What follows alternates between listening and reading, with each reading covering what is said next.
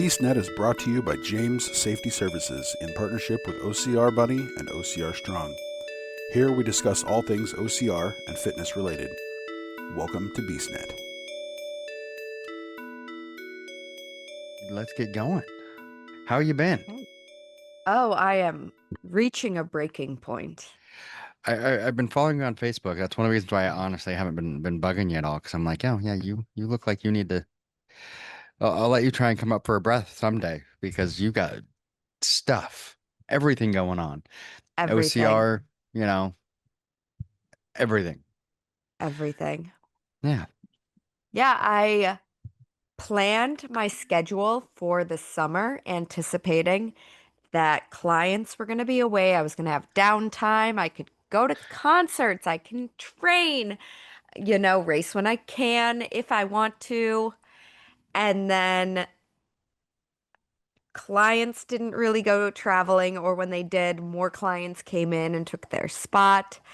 And I expected to have this USAOCR certification done months ago, Yeah. and that didn't happen. And instead, it was a lot of, well, we're still waiting, we're still waiting, we're still waiting. Okay, we have the platform. It's go time because we have 2 weeks to upload everything.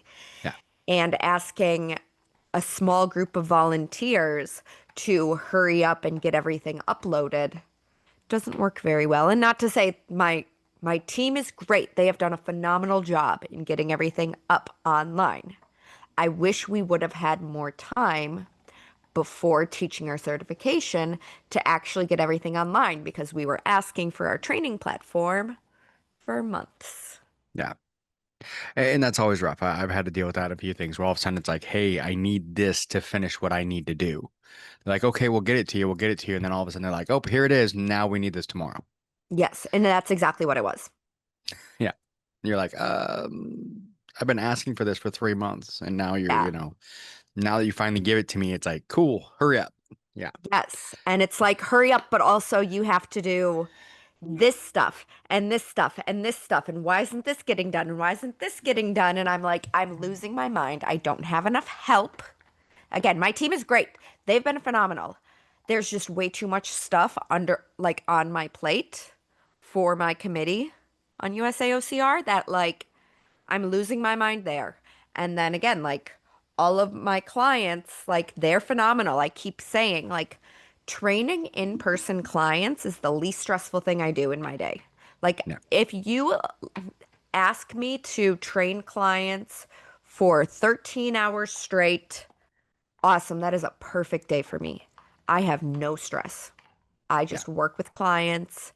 I don't have to worry about anything else. I can work and be in a great headspace and I feel great, and then give me a little bit of time to work out and I'm happy. But then once you throw in everything else, that's where my anxiety kicks in. And yeah, it's a lot. And then, I had already pre-planned my birthday trip to New York. I had already pre-planned, concerts almost every single weekend with friends. And, then I'm training for the Killington Ultra. Yeah. Oh my gosh, on top of still trying to recover an ankle injury. Yeah. And ultra training is a lot. Killington yeah. ultra training is a lot. a lot. And then my friend was like, yeah, let's do high rocks 2 weeks later. So now training for high rocks on top of training for the Killington Ultra, on top of getting the USAOCR certification up and training clients. And oh yeah, I'm still trying to have a personal life. Yeah. Oh yeah. I don't have one. Yeah. Well, and I think that's the hardest part that people forget too, especially with someone like you who's a personal trainer, where they're like, oh, well, you spend 13 days an hour in the gym. I mean, aren't you getting enough training? And it's like, no, you're spending 13 hours in the gym training other people, which means you're not. Yeah. And I was telling a client on Wednesday, or technically I was talking to the client yesterday, and they were like, oh my gosh, what, yesterday was so rough for me. I'm like, listen, I get it. I'm like, I started my day at 3:45, woke up, walked midnight, grabbed my food, got out the door by 4:30 to be at the gym for 5 a.m. to meet with a new client. Then my 6 a.m. canceled, so I was able to put together the agenda for our USAOCR meeting that day. So 6 a.m. I did USAOCR work. 7:30 I had my client. She's a half an hour client. 8 a.m. we don't have cardio in our studio. Like we have a rower and we have an Mhm. assault bike, but like nobody wants to do an hour and a half on a rower, especially not me. And Yeah. like the assault bike is in the literally the middle of the studio. So if I'm gonna sit on an assault bike for an hour and a half, I'm in everybody's way. Yeah. So 8 a.m., I knew that I had an hour and a half of cardio that needs to be done during the day. And I have my strength workout that needs to get done. So I was like, okay, I'm gonna go to the Phoenix at 8 a.m. and I'm gonna get my cardio done. And then I'm going to get back to the studio. I have client at 11. I have a meeting at noon. I have a client at 1. I have a client at 2:30. Then I have to get to the Phoenix to strength train again at before my class at 5:15. My Yeah. class at 5:15 wraps up and then one of the athletes comes up to me and is like, "Hey, do you have this stuff in your equipment? I'd really like to set it up after class." And I said, "Listen, like I have been going for 13 and a half hours. I did 90 minutes on the ski erg. Like, who does 90 minutes on the ski erg? Me. Crazy person. You. You. And like people at the Phoenix were like coming up and they're like, "Hey, do you have a minute to talk while you're here?" And I'm like, "Yeah, let's talk away." And we're planning things for USAOCR. So I'm still working while I'm on the ski erg. And then I get out of there, rush back to the studio, and there's no parking. So I'm driving around for half an hour trying to find parking because I was going to spend that hour break doing more work. Yeah. So, like, by the end of the day, when somebody's like, "Hey, can you stay late so I can do XYZ?" I was like, "No, no, I really can't." Like, luckily, Midnight went to her doggy daycare today and she had 6 hours of doggy daycare.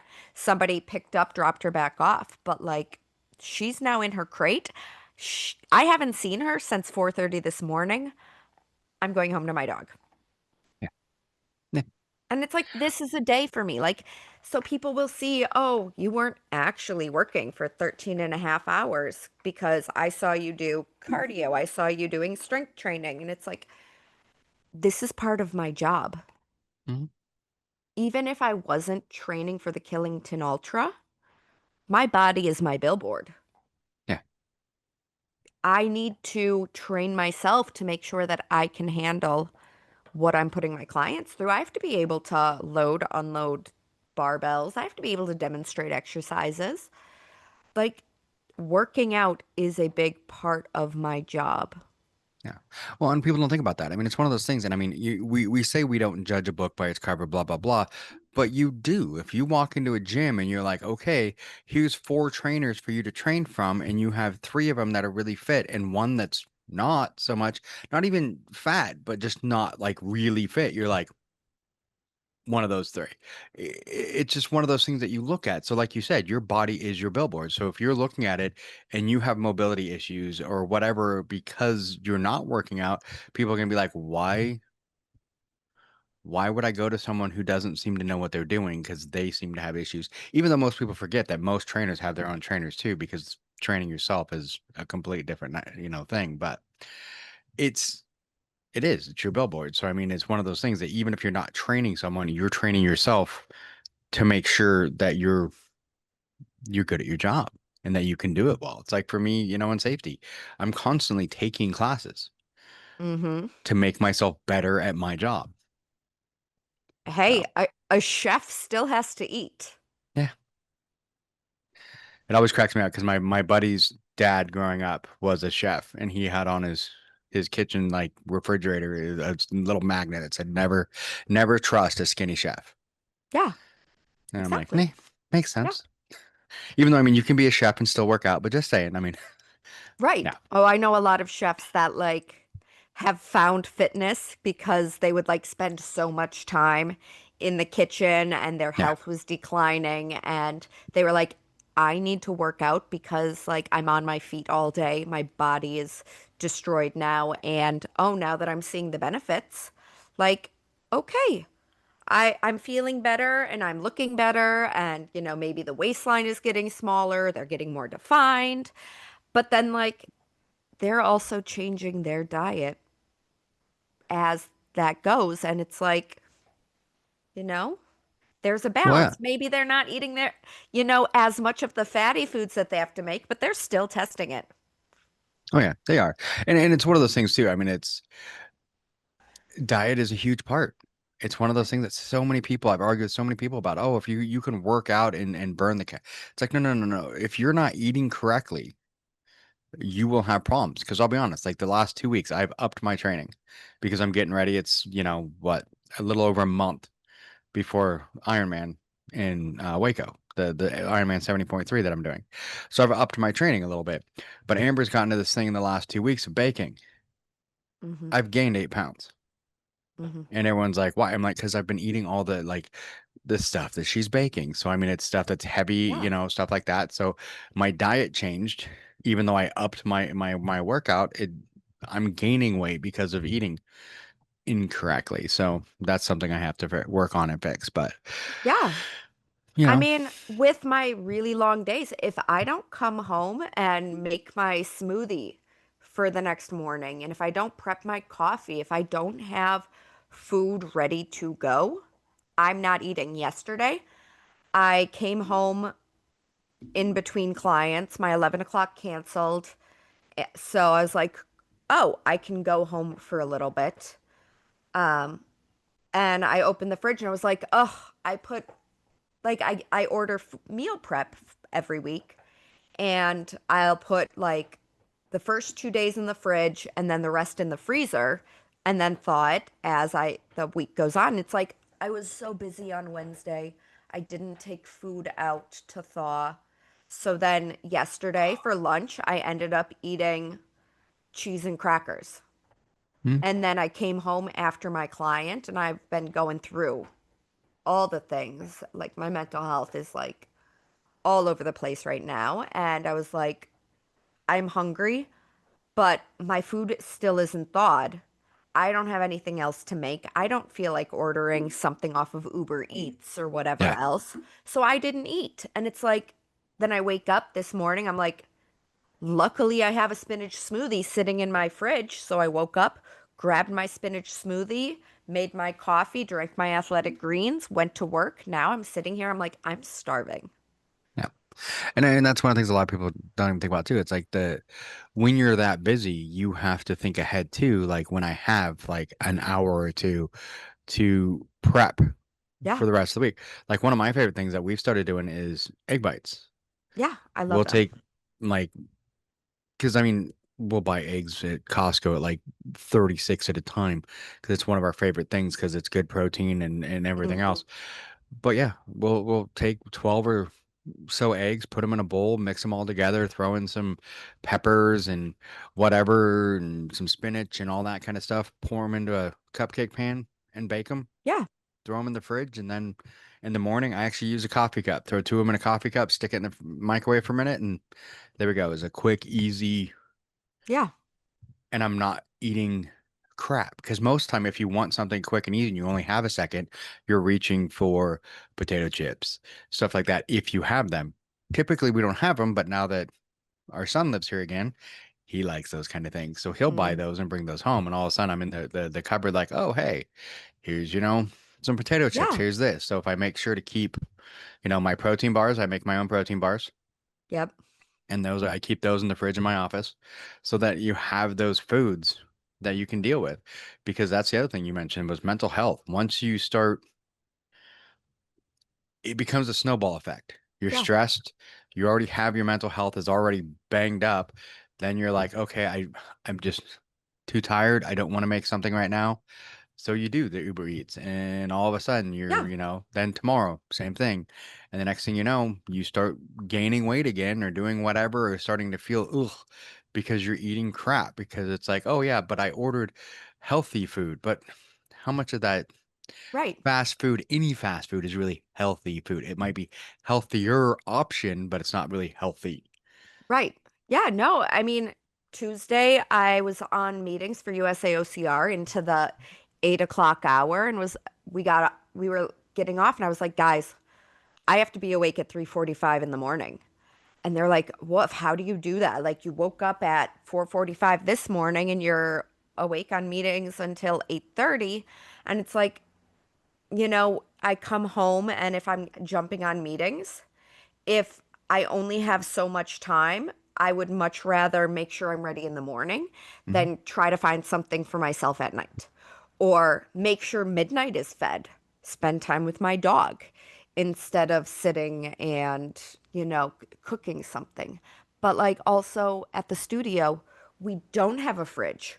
We don't have a microwave. We don't have anything to warm anything up. And then there are no actual food options in the close proximity Yeah. to us. So, like, if I'm going to eat during the day, it has to be something that I can eat like cold or room temperature or whatever. And it's like, I'm not getting food. And then again, like, I come home at 8:30 at night, feed midnight, make sure I'm good to go in the morning, brush my teeth, wash my face, get in bed because I'm exhausted. I'm going to wake up and do it all again. So, like, Mhm. my sleep is suffering, my nutrition is suffering, my hydration is suffering. And Yeah. then last month, I, of course, had my physical with my doctor for the first time in a really long time. And they're like, well, let's just check your labs because you haven't gotten those done in a while. And I was like, Yeah. okay. They're like, well, it looks like um, your kidney function was a question mark last time. I was like, oh, okay. So we got the labs done and they called and they're like, yeah, um, the marker for your kidney function is up pretty substantially. So we have to do more work to see if like your kidney function is okay. I talked to one of my clients who's a doctor and she said, Megan, the function that they're checking, it directly relates to your muscle mass. And like doctors aren't used to working with clients that have a higher muscle mass. They're like, you're perfectly healthy except, oh, your creatinine levels are super high. So we're worried that your kidney function is suffering. Yeah. And it's like, I'm 17% body fat. And like, I lift really heavy weights. I'm in ultra training. And like, that's a big reason why this level is high. Plus, I also take creatine. But like Hmm. now my doctors are making such a big deal about it, so it's putting more stress on me. And it's like, well, is my recovery terrible because of my kidney function? Or is my recovery terrible because I literally don't have time for life? Yeah. So, like, Eh, all over the place. Yeah. And it gets with you mentally, and then it mentally messes with you. And I mean, that's one of the toughest things. I mean, I'll be honest, one of the things I'm not going as crazy as you are at the moment, but I mean, for me right now, like the last week, I haven't been able to feel like I've been recovered. Yeah. I'm tired. Like if I'm sitting here, at the computer working, I'm trying to stay awake. And I Hmm. mean, because my normal is usually up about 5, get up, get dressed, do all that stuff, go into because I have the gym in the garage. I'll go into the Hmm. garage, do about 45-ish minutes of cardio. I have the VR headset and I do the boxing, for about 45 minutes just to get my morning going. But I mean, you break pretty good sweat. It's good cardio, you know, come do work, middle of the day, either the bike for an hour, run for an hour, and then do some more in the afternoon. So, but it's just been, cannot feel like I'm not feeling like I'm recovering. Hmm. So, but who knows? I mean, it's one of those things, but it's once you have that stuff, then it starts getting you mentally like, okay, what am I doing wrong? What Yeah. do I need to do? And then you have things like that with your doctor, and your doctor's like, oh, hey, your creatine levels are way high. But then you're like, but why? Yeah. And you start worrying because they're worrying, but at the same time, like you said, you have a client that's doctors, like most doctors aren't used to dealing with people because, not to sound bad, people like you who are 70% body fat, working out, doing all this stuff are the rarity now. Yeah. And like my client immediately messaged two of her friends who are kidney doctors, sent a picture of my lab results and said, um, these are the numbers from my trainer. She's 125 pounds, 17% body fat. Yeah. And they're like, oh, yeah, no, it's probably just because of her high muscle mass that these Yeah. levels are high. And that the general, like, PCP does not work with the athletic population. Yeah. And Well, I was say it's like one of the things I like the whole BMI thing where you still have people all the time like, oh, your BMI is, says that you're obese, and you're looking at the person going, what? Like my BMI, I'm supposed to be 140 pounds. right, That would be a little over 90 pounds less than I am right now. right. When I hit 180, I look like I was on crack. Yeah, I mean, there's no way. yeah, But there's still so many people that are like, oh, according to your BMI, and I'm like, but the BMI isn't a good measurement, And the thing for like you, they're using the numbers, but it's like, look at the whole picture. yeah. If I do a segmental analysis, it tells me that my upper body is overweight. Hmm? But you look at a picture of me, like literally, I went to a concert last weekend because, again, my life, like I had it all planned out for the summer and I was going to enjoy my summer.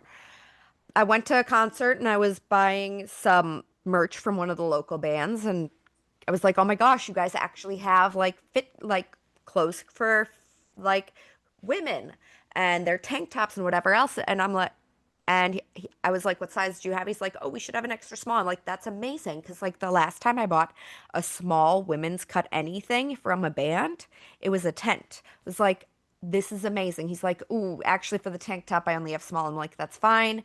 It's like, "But I might have a t-shirt." And I was like, "No, my arms don't fit into t-shirts actually." Yeah. Like I need small tank tops, but like t-shirts, my shoulders don't fit in anything more like under a medium for women's cut typically. And he's like, "Okay, fair enough." He's like, "Yeah, you're tiny, but you're jacked." I'm like, "Yeah." Yeah. And like doctors don't deal with that to the No. same extent. Not to say all doctors don't. Like there are doctors that do work with more of an athletic population. But, Community Health Center PCP in South Boston isn't looking at me and going, "Oh my gosh, you're so fit." No, don't worry about that creatinine level because it's clear that you're just like you work out a lot Yeah. and you're in great shape. No, she's like, "Oh, my schooling told me that this level is too high. Hmm. So let's figure out if this level is too high." Yeah. And it gets tough too because I think a lot of doctors like they don't they don't look at the person anymore. Hmm. It's not as personal because they've made it so much of just a like we need to, and I've seen reports where they talk about like doctors, if you spend more than like 5 minutes with a patient, then you're losing money, and it's just like okay, but Yeah. you're not learning No, the patient. no, they just want to charge health insurance. Hmm. So they're gonna cycle through as many as you can. And it's like, "Oh, you haven't had your lab work done in a quick second. So let's get your lab work done." Not because we're worried about your labs, but because we can charge for those labs. Yeah.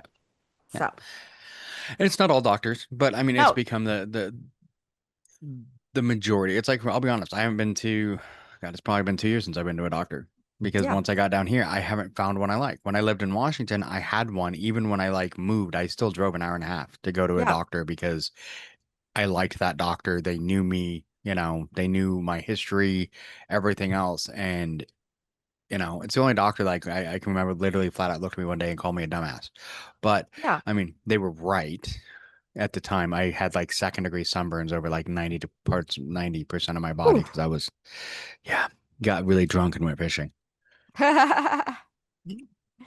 But, Yeah, but I mean, and that's the thing that I miss. And now it's like down here, like the one time I went to a doctor down here, it was like I don't even think she looked up from like yeah, the, her computer long enough to even see me. yeah. Unless you're a surgical case or they can prescribe medications, unfortunately, there's not much more there they can really make money off of. So, Yeah. let's get the lab work done. Oh, do you need any other, you know, anything we can do here that we can charge you for? No? Okay. We'll see you in a year. Yeah. No. Yeah, and I mean it sucks, but I mean that's one of the reasons why a lot of us work out so much and do all do what we can because I mean Yeah, otherwise you're gonna be medicated. I mean that's the other thing is I mean every time I go in they're like, oh, you need medication for this. No, no, I don't. yeah. You know, I've been unmedicated for 48 years. I'm good. same. Like, I'm a believer of if you take care of your body and you keep yourself healthy, and then you do the necessary, check in with your doctor from time to time and, get whatever you need to get done to further strengthen your immune system, you're good. Yeah, Like, there's the doctors, medicine, like, it all has a place in our society. Like, it's not bad, but also we don't need, like, if we can do things more holistically, let's do as much as we can holistically and leave the doctors to when we need them. yeah. And I mean there, not say I mean there are people that do need, they have medical Yes. issues that they need to take care of. Yes. But I mean for the majority, I mean because for me, like one of the biggest ones I had because I've had migraines since I was 14. Yep. And I get them 2 or 3 times. Right now, it's probably about 2 or 3 times a month. I just basically ignore them and move on, um, which sucks some days. It's tough. But I can remember when I was younger, they were like, "Oh, you need this medicine to fix your migraines." They put me on the medicine. I ballooned up by like Mhm. 50 pounds in 2 months because of the medication, Yeah. and because I ballooned up, now all of a sudden my blood pressure is too high. Yep. So now I need medication for that. And then that caused another issue that I needed another medic. The next thing I knew, I went from nothing to like 8 medications every morning. And I'm like, Yeah. I was like 23 years old. And I'm like, well, wait a minute. Yeah. And then I quit taking them all and just lost some weight. And I'm like, okay, cool. I still have the migraines because the medicine never fixed the migraines. So it didn't do what it was supposed to do anyway. And I feel 100% better. Hmm. Yeah. Nah, it's all crazy. It is. It's all crazy. Oh, so you're getting ready for Killington, huh? I mean, You got that's this. relative. You Like, got it. I mean, I've talked for years. Like, do I know that I can finish Killington? Yes.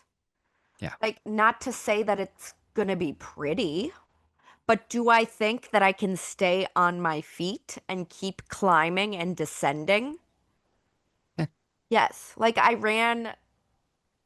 didn't run Jersey because obviously I sprained my ankle. I walked Jersey with a weather delay in 13 hours on a Yeah. freshly sprained ankle. Walked it. Mhm. Um, I just ran Cirque Series at Killington in June, and like I descended like a champ. Like I went flying downhill. Like the descending at Killington is so gorgeous, and like I trust myself, and I was able to like soar. I was hitting like sub 7 minute paces, and I'm like, who am I right now? So like I feel comfortable that even if my climbing is slow, I can still descend. And Yeah. like my obstacles are great. I have no worries there. I know what I'm doing in terms of, my race planning, my nutrition. Yeah, I need to figure out my sleep because right now I'm not getting any. Sleep's But overrated. like I know that I can finish Killington. Right Hmm. now, do I want to run Killington? No. No. I'm exhausted. And like this is how it is. Like I'm feeling like Killington is in 3 weeks. Tomorrow is my last 3 hour long run. I don't want to do it. But like I've done all the work. Like I just need to get through next week's like hill workout and then I'm into my taper and all of my everything gets pulled back. So it's like essentially the tempo run next week, it's gonna suck, but it always sucks. The hill Yeah. workout, yeah, it's gonna suck. It always sucks. The 3 hour long run tomorrow, that's the most daunting thing. Like, okay, 3 hours tomorrow and then like 95 minutes on Sunday, those back to back. That's like the worst of it. I've done Yeah. all of the work. So it's like, I should just go do it because I've done the work. But like, I haven't scheduled the race. I haven't found a dog sitter. I haven't booked lodging. And there's like 5 concerts that weekend. That is like the best concert weekend in New England. And like our last night is on their final tour, and they are in Boston that same day, and I want to be there. So it's like, am I just trying to talk myself out of Killington? Like, but like the work is done. Yeah. I should just do it. Yeah. I don't want to do it. I'm gonna be miserable. But like that's part of the beauty of Killington. So like yeah, I want to say that I finished Killington. I just don't want to do it right now. Like get me to September 14th. Yeah. But like also I don't want the horrendous soreness after. Like It, everything just sounds miserable. it does. And I think that's the hardest part. It's the mental part. Because I mean, that's for me. I've got what I think it's in 2 weeks, I'm doing West Virginia. But then, like I said, I've got, the Ironman is the big push for me. And that's in a month and a half. And I'm at that point now where I'm like, do I feel like I've trained for it? I still have some more training because I've got a month and a half. But it's still the mental part Yeah. where you're like, have I trained enough? Probably, maybe. I feel like I need still, like I said, I still have time and I still need to do some more. But at the same time, it's that mental of that's 8 hours, pushing myself in the water, riding the bike, and then running, everything else. It's not Killington. I can tell you that. Yep. But it's still, I mean, that's my big race right now. Once I finish that one, but then it's, high midnight. I've got, what, a year, pretty much almost exactly a year from that date that I want to do a full. Right. So this is kind of my measuring stick to say, okay, this is halfway. How am I feeling? Now I need to do this twice, Hmm. and it's that whole mental, like you said, I mean, you know, your training's there. Yeah. You know, you can finish it. I mean, you're going to do amazing at it, but mentally you're like, I don't want to. Yeah. And that's really where it's at. Like, I mean, maybe it's cocky of me to be like, oh yeah, I know that I can beat Killington. Like I have grit. Hmm. And like maybe Killington will knock me on my ass and humble me and be like, oh, I really wasn't ready. Like right now, do I think I'm going to be like the most ready that I can be? No. But like I also just think that I know that mountain well enough. I know my body well enough that like I can go out and do it. Yeah. But like I wish I could come into Killington under different circumstances.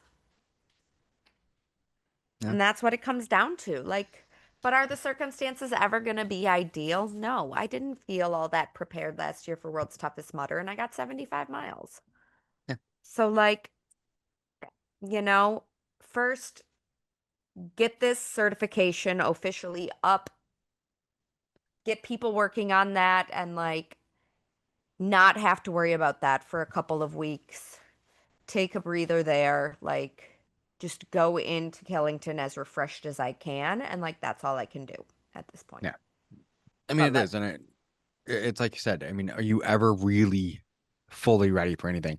It's like the thing they always say, if you wait till the right time, it's never the right time. yeah, You just got to do it when you can do it and make the best of it. yeah, And I mean, I honestly think you're going to surprise yourself because I've seen it before. We're going into World's Toughest, like you said last year. I think we talked right beforehand. You weren't feeling it. You were, weren't where you thought you wanted to be, all sorts of stuff. And then you went there and you busted out 75 miles and killed it. So, yeah, I think you're like the rest of us, and we don't give ourselves enough credit because we know mm-hmm, what we should be doing, and we see the stuff that everyone else doesn't. Like, yeah, when I'm doing my workouts and I'm pushing and everything else, and then I go have a muffin or whatever, or I do something, you know, I see all the things, and of course we focus on the things that we do wrong because we know what we should be doing, yeah. whether it be wrong or not. I mean, we know we're not getting enough sleep. We know we're not doing this, but you know, gotta do what you can do. I just want a muffin. Like, Yeah. can I go eat muffins instead? Like Like I said, that's But been my problem. My wife's got into baking. Like yeah. there's blueberry muffins out on my counter right now. You can have them all because if you don't, I'm gonna eat them, and it's not what I should be See, eating. but I can't do that. Like literally the 4th of July, I went out by my parents and they always have like the worst food options and like corn on the cob is like an every meal thing for them in the summer. And I was like after 2 days with them, even still getting my own food, I was like my body feels so gross. I can't do this. Like I went to New York for my birthday and like I didn't eat on Friday. Like I woke up, worked with clients, and then I rushed to the airport. I grabbed a breakfast sandwich, got into New York, and aside from a donut, because my friend was like, "Oh my gosh, you have to try these donuts."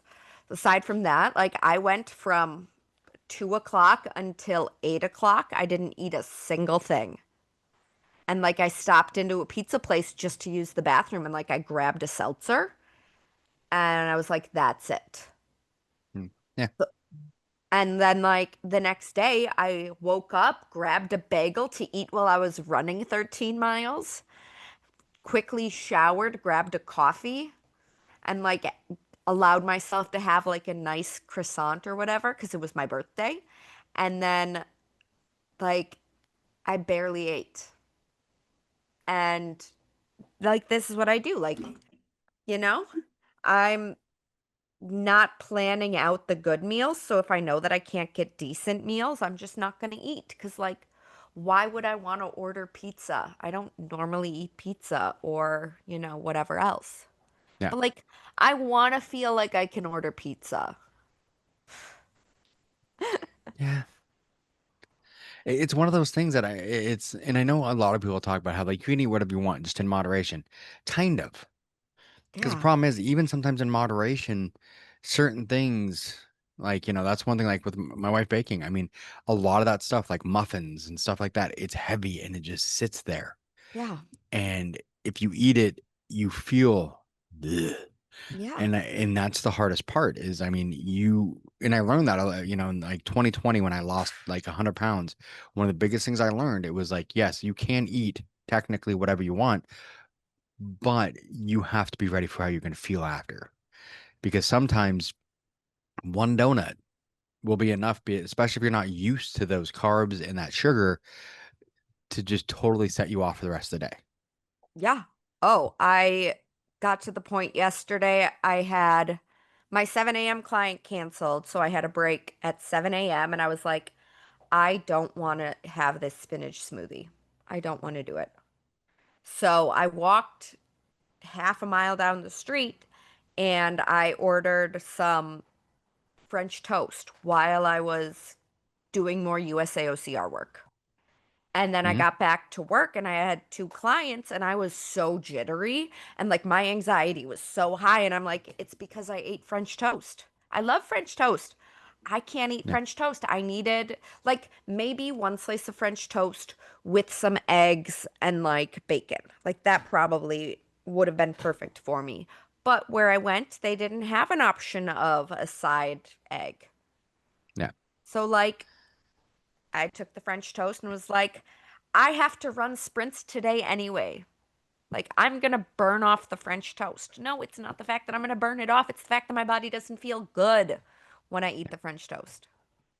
Yeah. It feels good going in, but it doesn't feel good once it's in there. I mean, and that's Yeah. it. I mean, and I've learned that there's certain things that, like, especially if I know I'm going to be working out, I can't. And Yeah. other things I just can't because I know I'm going to feel ugh, for like Yeah. the rest of the day. Right. So, and that's the hardest part is learning those things and recognizing. Because there's so many people I know that'll be like, oh man, I feel like this or I feel like that. And I'm like, okay, what did you eat right before that? Yeah. And then they'll say, okay. And I'm like, now pay attention. The next time you eat that, see if you feel that way again. And then you're going to realize that's what it is. They're like, Yeah. oh, but that's one of my favorite things to eat. Yeah. Then you've got to decide, is it favorite enough to deal with the consequences? And that's what I think a lot of people miss is it's like, you can do whatever you want. You Hmm. can eat whatever you want. You just have to be able to deal with the consequences. Yeah. Yeah. Yeah. I'm after the French toast, I opted for a honey stinger gel for lunch as I went for my sprints. And like, Yeah, those went as good as can be expected when you're on no sleep and whatever else. But like tomorrow, I would love to wake up, get a breakfast sandwich as I head out to the trails. If I go to the trails for 6 a.m., because I'm like, it's a 3 hour run and I don't want to spend my entire Saturday running. So if I get out there at 6 a.m., I can't get a breakfast sandwich. So then I'm stuck with avocado toast from Dunkin' on my way to the trail. And it's like, is that going to be enough fuel? And probably not. So then, okay, else do I have to eat during the run? This is going to be my last real test out. Do I just order pizza tonight, but I'm not going to feel good with pizza like tonight, even if I'll feel good on my run with the pizza tomorrow? Or do I just like stick to more honey stinger stuff and realize that like as soon as I'm done with my long run, I'm going to be completely ravenous and then I'm going to end up eating like trash when I shouldn't. But it's because I didn't eat enough going into it.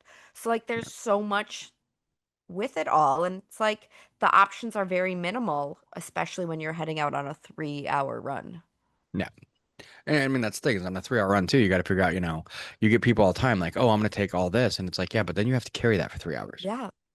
So you try and minimalize. So because you only have to, you want to carry as little as possible, but you want to have fuel. So one of the means for me, I found the protein bars are my favorite Yeah. because I can just throw them in something and, because I would go running and I would wear a full like camelback backpack. And I got to a point, I'm like, this is annoying as hell. So now I have a vest that has a bladder in the back and like two little pockets right here. And it's the best because it's small, it's Hmm. compact, and I don't need that much stuff. Yeah.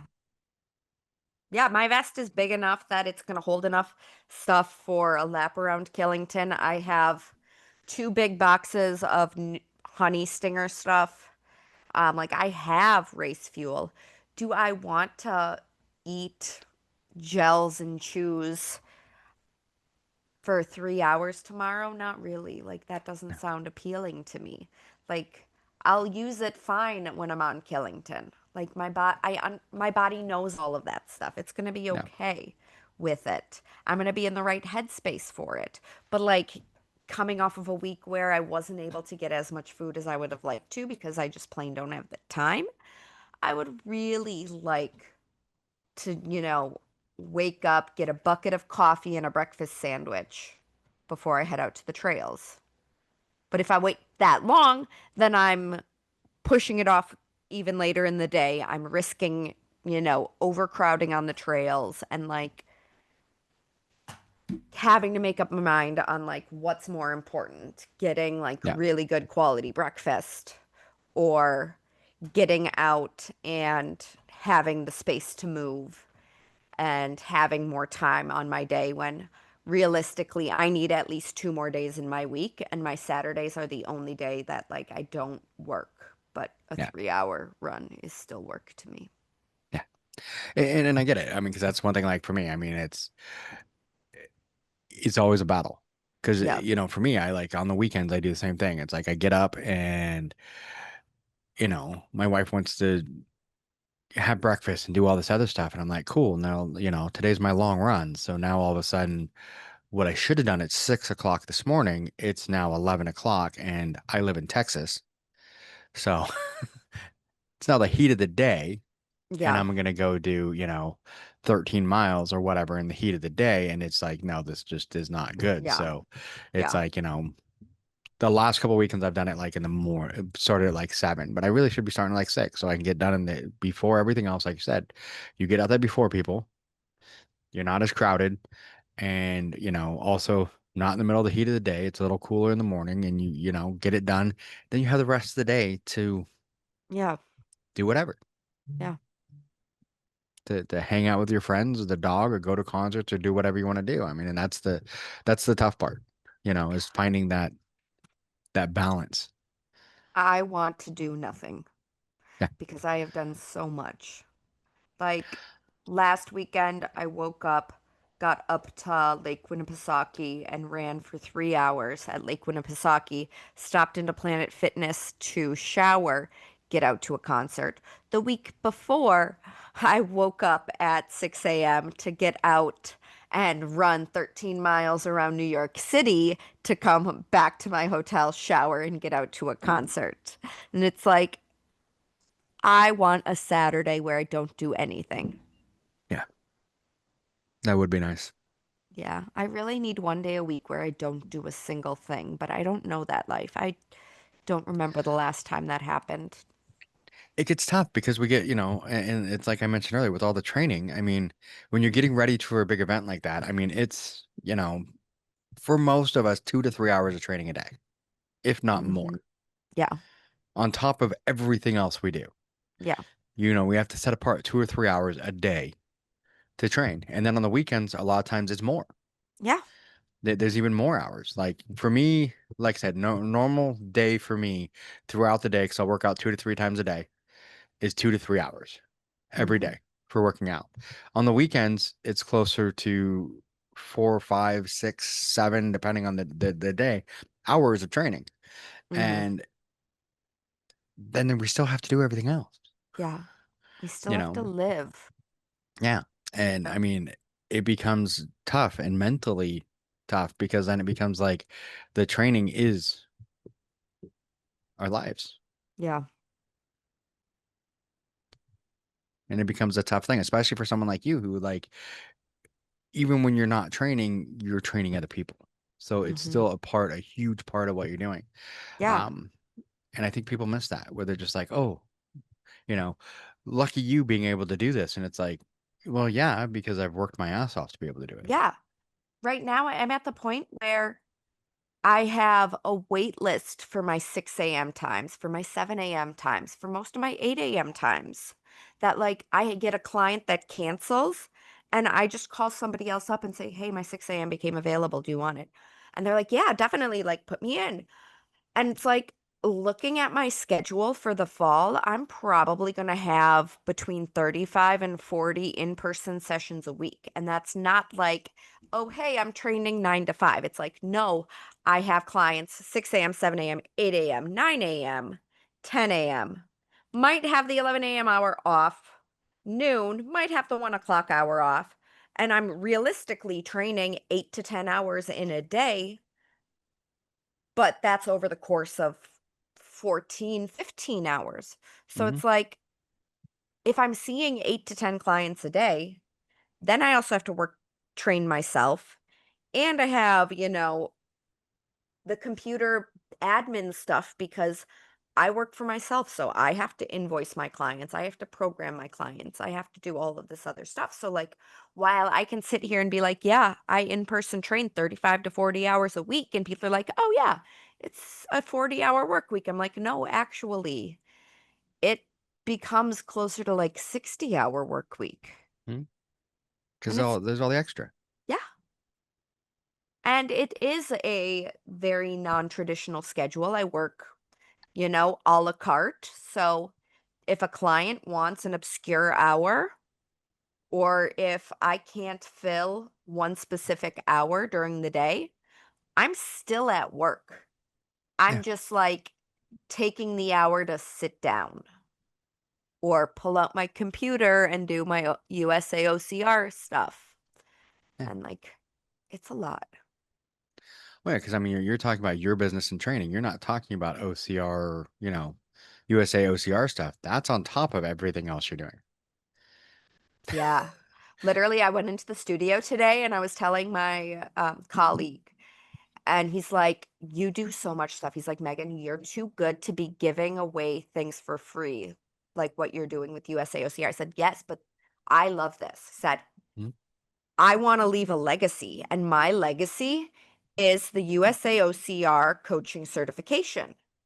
Like I have been saying for years, I want to create the blueprint on how to train for obstacle course racing. I want to train the coaches to then have them train the athletes. And that Mhm. is exactly what I just did. So, like, if I had to spend an entire Saturday, which I did, I ran 3 hours on the first weekend in August, ran for 3 hours, came home and then spent 10 hours voicing over slides for the USA OCR coaching cert. And then people are like, oh, well, what did you do on your weekend? I worked the entire time Yeah. because I'm putting in so many hours to put out this coaching cert because that's my legacy. I want people to look at the USA coaching cert and say, oh my gosh, this is the most extensive obstacle course racing certification to date. Granted, yes, there are very minimal OCR coaching certifications right now, but we had a meeting with the guys who are doing the SGX for Spartan, and they were impressed with all of the stuff we were putting out and saying, like, we want to take this because this is so much content and it's exactly for obstacle course racing. Mhm. It's not like, oh, hey, you you want to be able to train somebody for a Spartan race, but you work at an F45, not to knock F45. It's an example because Spartan paired with F45 a few years ago. Yeah. We're not looking for just your average Joe F45.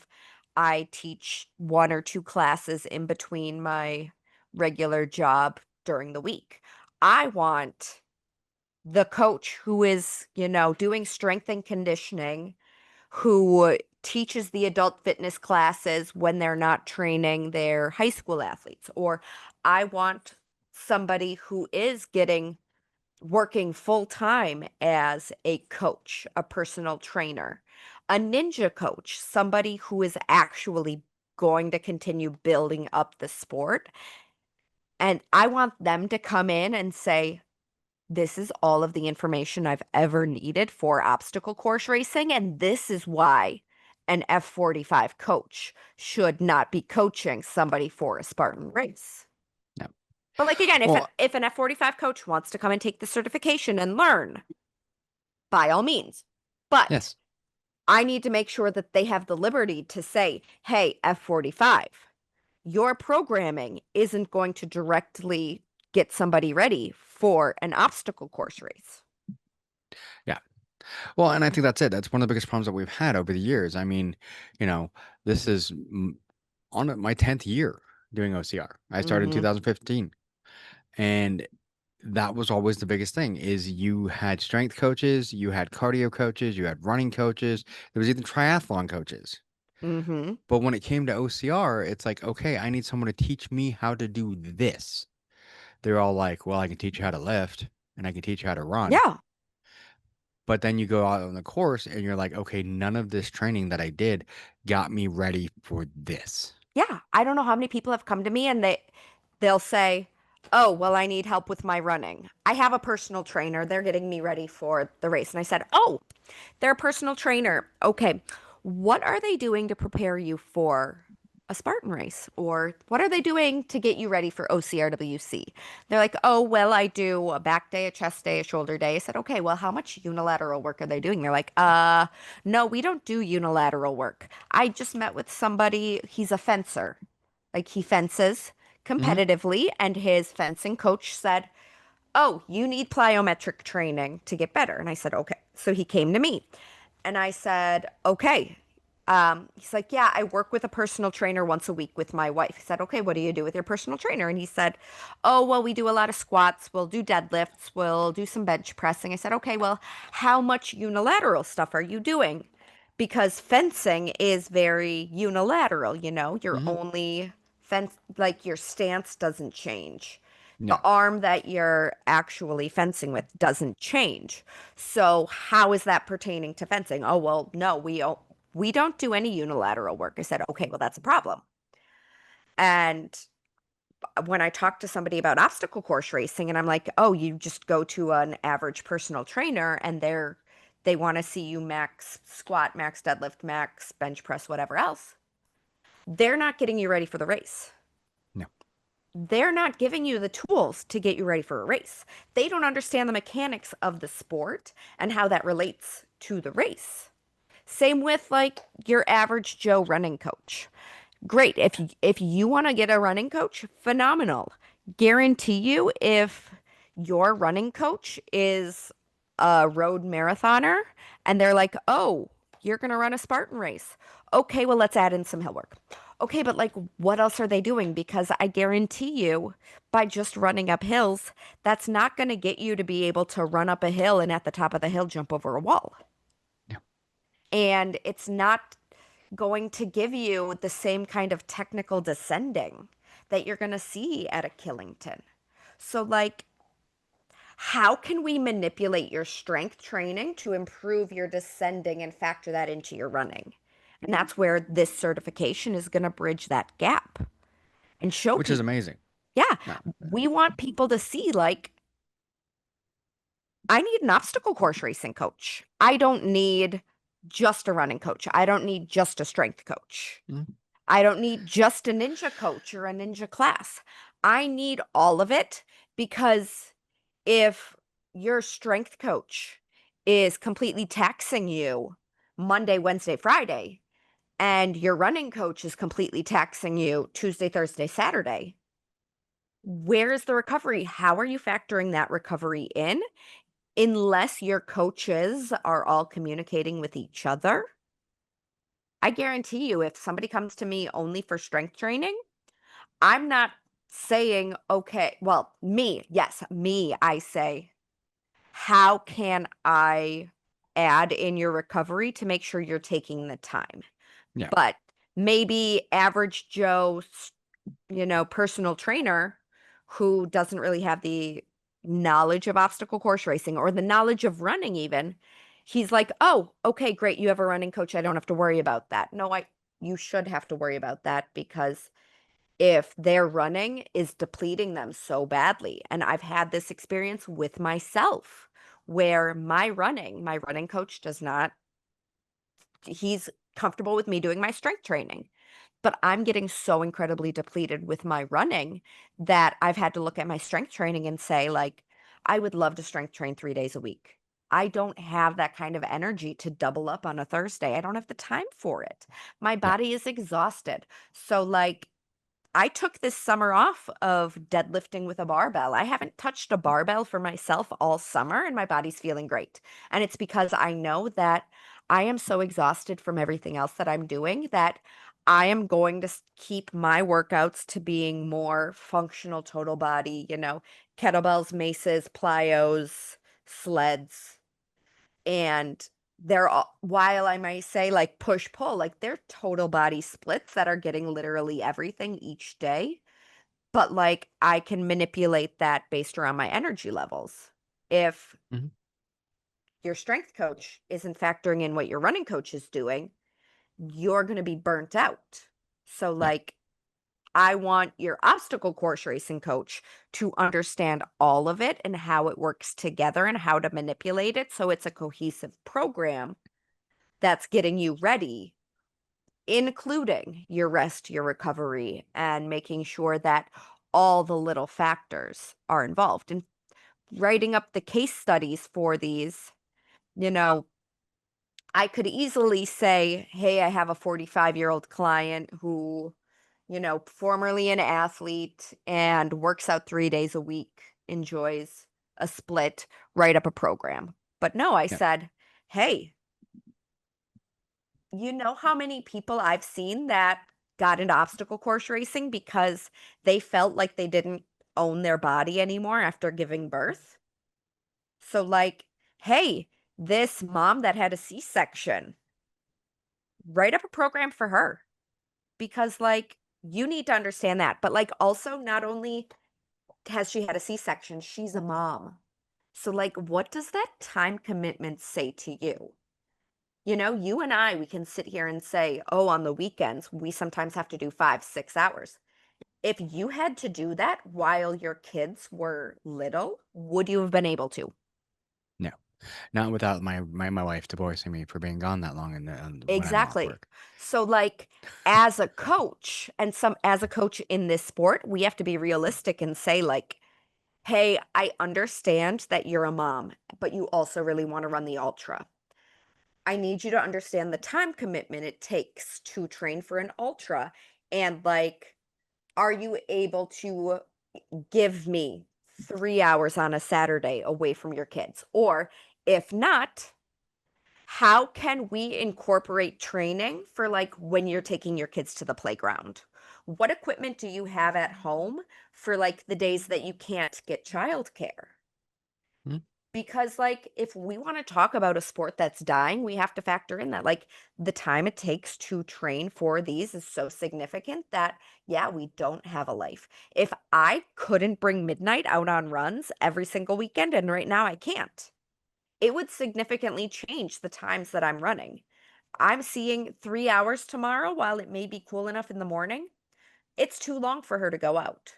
So, Yeah. like, a couple weeks ago when it was only a 2 hour run, I took her out. She died towards the end. She was like, Mom, I don't want to do this anymore. So I'm like, Yeah. okay, I can't take her out on longer runs. But Sunday morning, if my run is only an hour and a half, I can take her out, then I feel less guilty because I'm incorporating my dog into my training. So I'm still spending that time with her. I don't have human children, I would not Yeah. be able to do that. So, like, these are all of the things that I'm like factoring into this certification to train the coaches because, again, I worked at Equinox. The average, and I will not, or I will talk about the Equinox trainers because I've seen them. The average Equinox trainer is not saying, like, oh, what does your home life look like to make sure that you're getting everything you need? They're like, "Okay, we have 1 hour today, let's get it in." "Oh, Yeah. you want something to do in between our sessions? Okay, here's all the things that you can do, go do it." And then they say, "Oh, you didn't get it done. Why didn't you get it done?" But like they're not sitting here and manipulating things to say like, "So you have kids and you need to take them to the park." Or like your kids are home from school on school vacation week. How can I change your workouts to make sure that you're still getting the workouts, although you are at home with your kids during those days? Well, and I think that's one of the biggest things you run into because it's like, I always talk about how I lost all the weight during COVID. Yeah. I lost 100, over 100 pounds. But what most people don't catch is I ran Mm-hmm. a lot.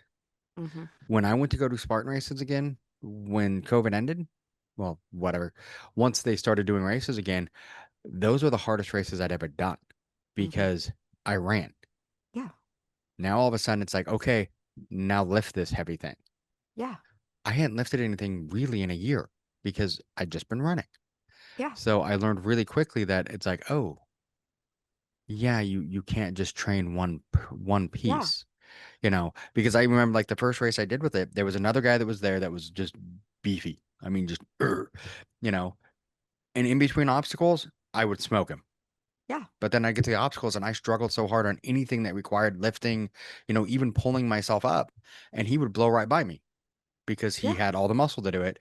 So it was like together we would have been like the perfect runner. But the fact that, he was great at the obstacles because he was, all muscular and everything else, but had no cardio. Yeah. And that's what you see. You see the people that do all the strength training, then they have no cardio because they just do strength training. Then you see Yep. the people who are running all the time, they have all the cardio, but none of the strength. And like you're talking about, combine it all, put it all Yeah. together so that you got both. But then at the same time, realizing we're humans and we have other things outside of training, like you said, kids or dogs or, all those Work. things, work. What we can't just train 24/7. We have Yeah. to be able to do the training we need, do the correct training for the sport we're doing, which, people look at you like you're crazy, but you're like, think about it. Any Olympian, you have an Olympian that's doing the discus. They're training on being able to throw a discus. Mm-hmm. They're not training to run. They're not training to do anything else. When you're doing obstacle course, you have to train for what we're doing. And that's the thing with obstacle course racing, you don't know what exactly you're doing. Yes.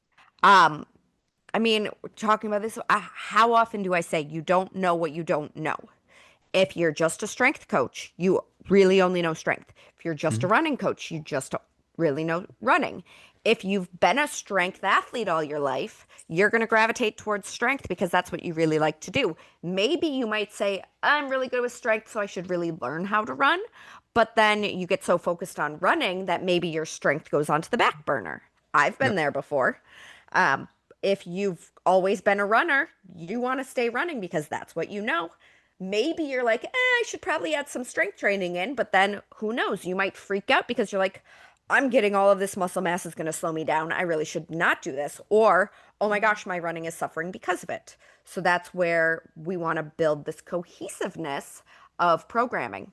In our meeting with the SGX coaches the other day, one of them, he teaches predominantly a lot of the obstacle specialist stuff. And he was like, now, this is all great, but like, do you plan to have a certification where you like just go over how to beat every obstacle? And I said, no, no, why Yeah. would I? Like, we don't know every obstacle. Said, I'm less concerned about teaching somebody how to do the monkey bars and then how to do the multi rig and then how to do twister and then how to do beater. Like, I've tried it, it doesn't work. If you give them the tools to beat all of them, then they'll be able to beat whatever they're going to see. Said, we don't know what we're going to see on course. Hmm. We don't know what obstacles people are going to create. And like, how are we supposed to teach people this is what you need to do for this specific obstacle if we don't know what they all are going to be? Yeah. As opposed to like, hey, here are the biomechanics you need. Let's train the body to be able to adapt. The beauty of obstacle course racing is that you are going to see literally everything. We were writing up the cardio portion, and it's like, okay, with our cardio based obstacles, you have running. We've also had the assault bike, we've had the rower, we've had swims. We Hmm. don't know what all they're going to throw in. Who knows? Maybe one day they could, say, here's a mountain bike and go mountain bike, and you're now into adventure racing. Here's a Yeah. paddleboard. Go paddleboard in the middle of the race. We don't know. Well, and that was the biggest thing I saw with like the Spartan SGX because I looked into some of that at one point and I'm like, cool, they're teaching you how to do these Spartan obstacles. Awesome. If all you're ever going to do is a Spartan obstacle Right. and do a Spartan race. But if all of a sudden I'm going to go do a Savage, those are completely different obstacles. Yeah. They're similar. Yeah. The muscles that we need are very similar. And like you said, if we teach you how to have the base muscles, the base that we need, then we should be able to do all the obstacles and figure it out. Yeah. We just need that Exactly. base. Exactly. But like again, if your Equinox trainer doesn't understand the biomechanics of climbing a rope, Hmm. they're going to be so focused on, hey, let's build up your arms so you can climb that rope, and less concerned about, hey, how do you hold yourself on a rope and lift your legs up so you can actually hook your feet? And like, that's more important than can you climb up the rope with your arms? Yeah. And When, like, when I finally learned how to hook my feet, it was game changing because yeah, all of a sudden I'm like, oh, I honestly barely need my arms. I just need them enough to grip the rope and hold myself long enough to reposition my legs. if you can keep your elbows in at your sides and hold on to the rope, and then as long as you can pull your knees up to your chest, the more you tuck your feet and hold and then hook your feet, all you have to do then is stand up. If you can hook your knees or if you can pull your knees to your chest versus just tuck your knees a little way, that amount that you can stand up to clear the rope is exponential. I'm somewhere between 5'2" and 5'4". I don't even know at this point. I'm short. Mhm. I can get up a Spartan rope in 3 pulls. And it's, again, not because I'm tall. It's because I can tuck my knees all the way up to my chest, hook my feet, and stand up. And then when I go to actually pull next, I jump off of the rope and can clear so much more of the rope as I tuck my knees back up to my chest. Mhm. But if, you're standing on the ground, you S hook and immediately stand on the rope, you're not going anywhere. You got to tuck your knees up to your chest to wrap the rope and then stand up on the rope. So the more you can tuck your knees, the better your core stability is, the more But you can clear that rope. a strength coach is going to try and teach you how to just do it with your hands. Yeah, exactly. Oh, I don't need my feet. I'm just going to climb in with my arms. Yeah, but if you just climbed the rope with your arms and then you have to go to a soaking wet twister, you don't know how to swing your hips, so you only need to use your arms. And then you have insert, I don't know, Olympus, where you literally have to hold with your arms because that wall is so slick. Like, I guarantee you're falling off of one, two, maybe three of those obstacles because you've taxed your grip, you've taxed your biceps, you aren't using your body to the best of its abilities. Mhm. So, like, no, I'm not just going to teach somebody how to beat the Olympus. I'm going to give them the proper mechanics so they know how to move across the Olympus, how all of these work together. And I'm going to find you the best 5 exercises that you can incorporate into your daily training that is going to beat the most amount of obstacles. Because I guarantee you, the biomechanics necessary to beat all of these obstacles, they're all the same. Your body just needs to understand how to utilize them a little bit better. Mhm. And that's Which where, is yeah. how this, I can't wait to see the finished product. Well, hopefully, fingers crossed, it should be published today. Fingers crossed. I told them I need it done today. We're just in final checks. We already actually taught it in Colorado Springs 2 weeks ago. Hmm. But we taught it as a hybrid model. So there's going to be the online portion. They already did the in-person. So now people are just waiting for the online. So like we need to get this out. Again, it was Yeah. supposed to be done weeks ago.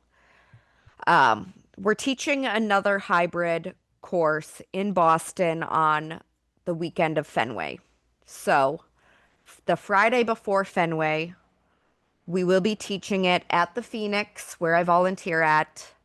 So we'll have the certification on Friday, and then you can run Spartan on Saturday and or Sunday at Fenway Park.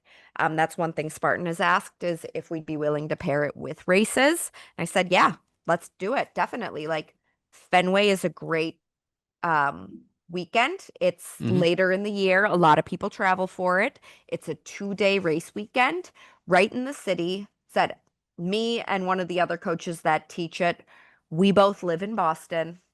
I have my connections with the Phoenix. The Phoenix actually wants to, they're opening more community centers across the country. So they said, Nice. the person that is operating the community center in Boston, he's overseeing all of the community centers. And he said, Megan, I will let you host this at whatever community center you want across the country. They're, they've got great donors. Like when you come into the Phoenix, they don't ask you for donations. They don't even ask you your sobriety status. They just say, welcome to the Phoenix. We're a sober, active community.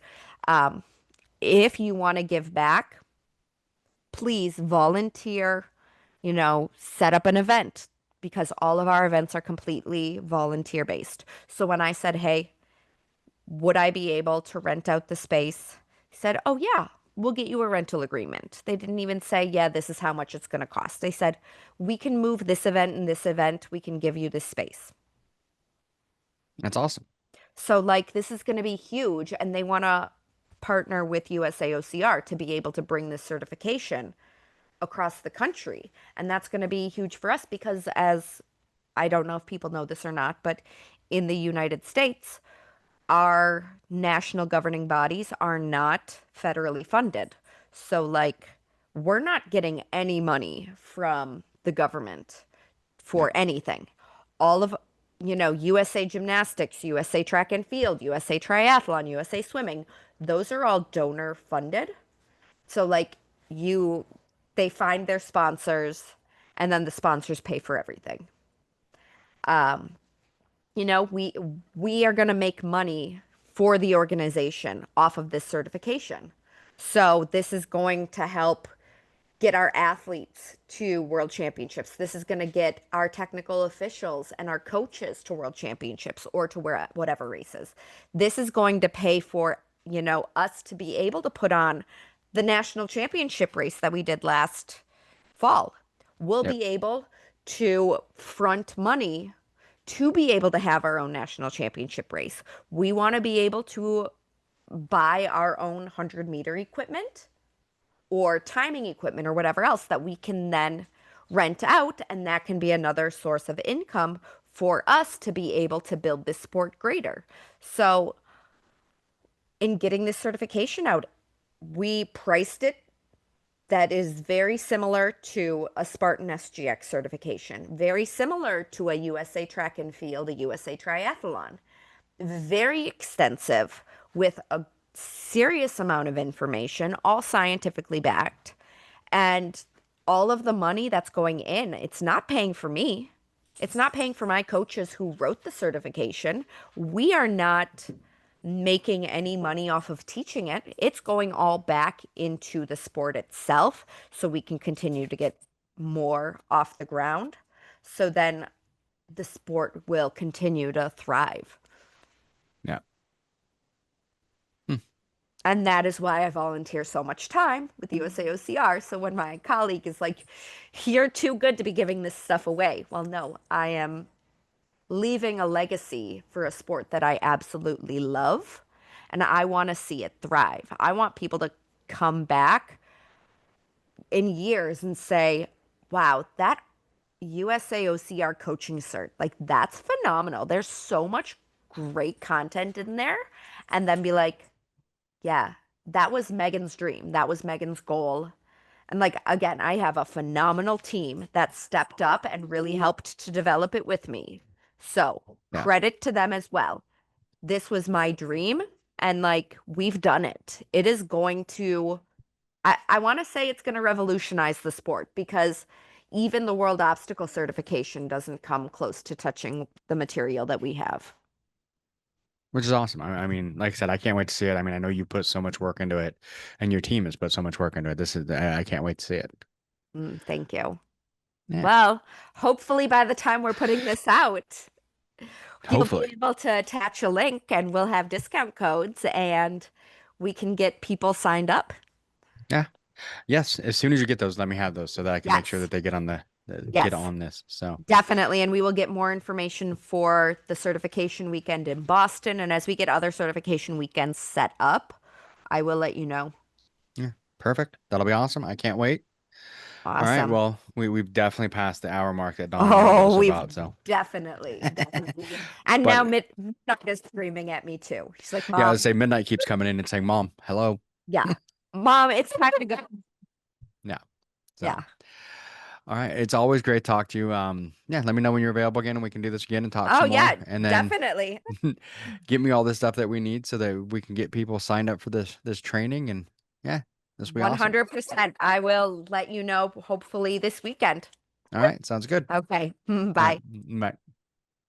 Thanks for listening to the BeastNet podcast. If you haven't done it yet, find us on Facebook, like and share the podcast. Give us a review on iTunes or Spotify. All these things will help to expand the show in the future. Don't forget to subscribe and let us know what you think and what you'd like to hear.